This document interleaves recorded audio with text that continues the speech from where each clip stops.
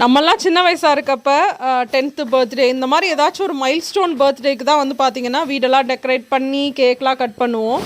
மற்றபடி நார்மலாக இருக்கப்போ பார்த்திங்கன்னா கேக் மட்டும்தான் கட் பண்ணுவோம். ஆனால் இப்போ இருக்க பசங்க பார்த்திங்கன்னா இங்கே நிறைய பர்த்டே பார்ட்டி அந்த மாதிரிலாம் போகிறாங்க இல்லையா? ஸோ அதெல்லாம் பார்த்துட்டு அவங்களுக்கும் அந்த மாதிரி பண்ணணுன்ற ஆசை வந்துடுது. நாங்கள் வந்து எனக்கு இப்போ தான் 4 months பேபி இருக்கனால ரொம்ப பெருசாக கிராண்டாலாம் எதுவும் செலிப்ரேட் பண்ணல. ஏன்னா என்னால் மேனேஜ் பண்ண முடியாது அப்படின்றனால. அப்படி எதுவுமே பண்ணாட்டியுமே குழந்தை ஹாப்பியாக இருக்கணும் அப்படின்றதுக்காக இந்த மாதிரி சிம்பிளாக டெக்கரேட் பண்ணி அவளோட கிஃப்ட்டை வந்து சைடில் வச்சுருந்தோம். அந்த டென்ட்டு தான் அவளுக்கு வாங்கின கிஃப்ட்டு.